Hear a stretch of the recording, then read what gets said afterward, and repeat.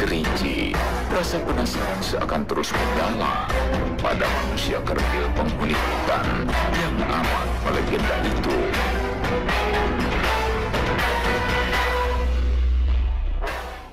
Assalamualaikum warahmatullahi wabarakatuh. Sahabat Jejak Misterius, ketemu lagi dengan saya Alitaba di Alitaba Channel.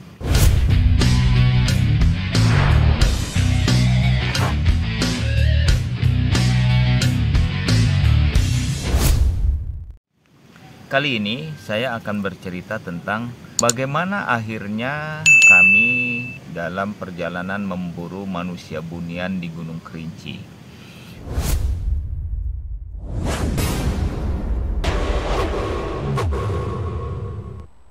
Kita sudah ketemu berbagai narasumber. Manusia kerdil penghuni hutan sepertinya akan terus membuat penasaran para kriptolog. Sosok misterius penghuni hutan itu muncul hampir di seluruh dunia dengan berbagai persamaan dan perbedaan fisik dan rahasianya. Dan narasumber itu luar biasa bagi kita karena rasa penasaran terhadap manusia bunian seperti segera akan memberikan jawaban. Ini petualangan amat liar ketika ciptaan Tuhan difahami dan jutaan rahasianya yang paling tersembunyi diungkapkan pengertian. Di perburuan terakhir kami akhirnya menginap di rumah salah satu narasumber yang kemudian menjadi orang terpenting, menjadi sahabat terbaik bagi kami Jejak Misterius, yaitu Pak Sahardimus. Berbentuk seperti manusia, tapi sedikit agak berbulu juga, tapi jauh lebih kecil. Itu ada kemungkinan sekitar tinggi, sekitar 50-60 cm. Yang nama serenge itu seperti wajah orang tua. Kami menginap di sana karena kebetulan rumahnya memang berada di paling ujung sebelum memasuki hutan Gunung Kerinci. Jadi kita putuskan setelah dapat info dari beberapa narasumber yang sangat penting, kita putuskan memulai pemburuan tentang manusia bunian ini di hutan Gunung Kerinci, dan kita nge-base campnya di rumah Bapak Sahardimus almarhum. Kita biasa melakukan syuting itu, kalau siang itu kita penelusuran dulu. Jadi kita lihat kemungkinannya di siang hari. Kalau kita melihat tanda-tanda di siang hari yang kira-kira oh ini kayaknya bekas sesuatu gitu, maka itu akan menjadi salah satu target kita ketika syuting di malam hari. Karena ternyata makhluk primata yang bernama manusia bunian ini, berdasarkan cerita-cerita para orang tua, mereka justru mencari makannya itu di malam hari, ya, di malam hari sebelum dini hari, ya. Jadi kira-kira ketika matahari mulai redup terus sampai tengah malam itu adalah jam mereka mencari makan. Jadi kita biasanya melakukan penelusuran siang, walaupun kita sebenarnya di hutan Kerinci ini lumayan ngeri karena memang hutan yang lepas dari rumahnya Pak Sahardimus itu benar-benar hutan belantara yang liar. Ladang-ladang petani sudah kita lewati. Jadi kita benar-benar ada di area di mana harimau Sumatera berkeliaran. Jadi kita sangat hati-hati banget.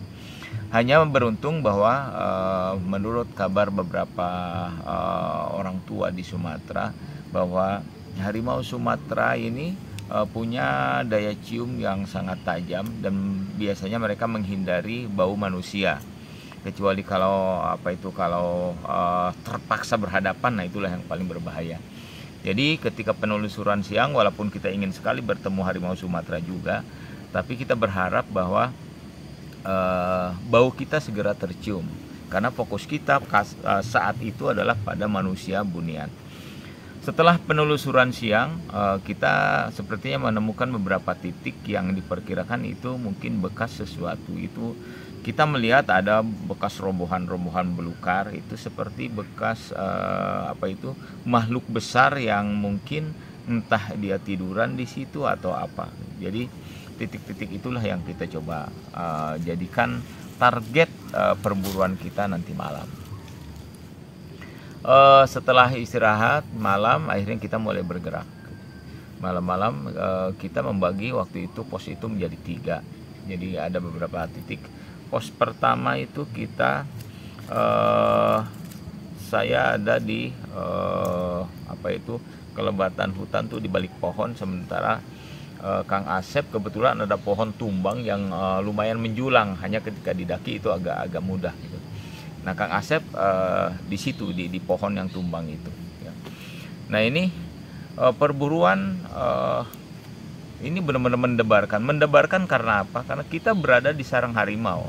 Di sisi lain kita sedang memburu manusia bunian, tapi di sisi lain kita menghadapi ancaman harimau itu. Hebatnya, di hutan liar Indonesia, kami justru menjumpai keduanya sekaligus. Tapi waktu itu memang mungkin kalau ibarat bocah, kami ini bocah-bocah yang nakal, nggak tahu bahaya gitu.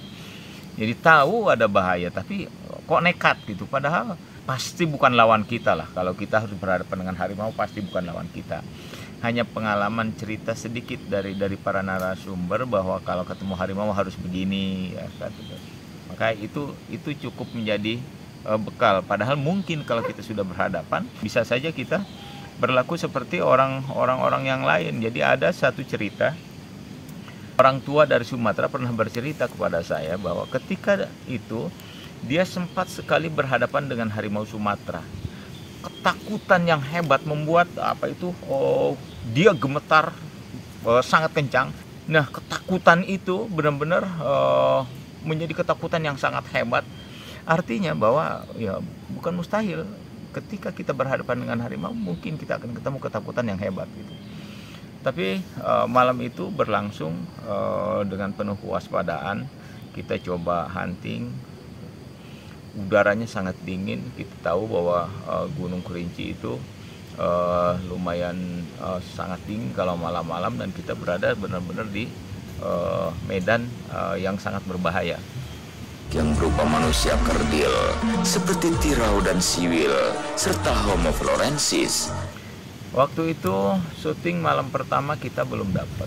Kemudian kita syuting malam kedua, kita coba terus ya. Demikianlah memang kita kalau syuting. Jadi rasa penasaran itu membuat kita mampu bertahan lama. Sebenarnya kalau kita tidak punya keinginan itu, mungkin kita sudah menyerah. Tapi beruntungnya bahwa setelah sampai durasi syuting habis, akhirnya seperti sahabat sekalian pernah lihat mungkin di tayangannya, itulah yang kemudian kita hasilkan. Jadi kita tidak bertemu Uhang Pandak itu secara face to face sebagaimana yang didapat pengalaman para narasumber, tetapi bahwa kamera malam kebetulan kami menggunakan kamera yang memang bisa menangkap gambar di tengah malam. Kamera itu kemudian menampilkan sosok seperti sosok yang diceritakan. Cuma kami sampai saat ini tidak bisa memastikan apakah betul itu Uhang Pandak. Uhang Pandak berkaki terbalik seperti sosok yang digambarkan para narasumber atau bukan. Tapi yang jelas bahwa kamera kita memperlihatkan sosok besar di tengah kegelapan. Sosok tirau kami jumpai secara tak sengaja saat memburu manusia bunian di hutan liar Kerinci. Yang tentu saja kami tidak bisa meyakinkan bahwa itulah dia gitu. Hanya saja sepertinya itu ya, sepertinya itu. Karena gambar yang ada di kamera memang seperti itu ya. Betulkah dia gambar itu gambar manusia bunian, atau apakah benar-benar manusia bunian yang bernama Uhang Pandak berkaki terbalik itu sosoknya seperti itu atau tidak, kita tidak tahu, karena kita hanya mendapat gambaran-gambaran saja dari para narasumber dan saksi mata yang pernah ketemu, tapi sosok sebenarnya kita tidak tahu gitu. Jadi setelah perjalanan berbulan-bulan, itulah yang bisa kami tampilkan. Ataupun yang seperti gorila, seperti Uhang Pandak. Tentang manusia bunian ini memang tidak habis-habis kita, karena di Jejak Misterius manusia bunian ini kita garap, kita sampai bertualang tuh beberapa kali, karena hampir di tiap daerah ada berita itu. Nah, untuk Uhang Pandak atau manusia bunian orang pendek kaki terbalik. Jadi Uhang Panak itu sebutan Indonesianya adalah orang pendek kaki terbalik. Itulah kita mendapat endingnya yang demikian. Tetapi kami merasa sangat puas sebagai petualang yang siang malam terus berada di hutan. Karena ternyata bukan cuma pengalaman tentang objek yang memuaskan kami, tapi kami mendapatkan tumbuhnya cinta yang luar biasa bagi alam Indonesia yang luar biasa, dahsyat dan sangat mengagumkan. Kita ketemu lagi di episode mendatang tentang manusia bunian di tempat yang lain. Subscribe dan tekan belnya.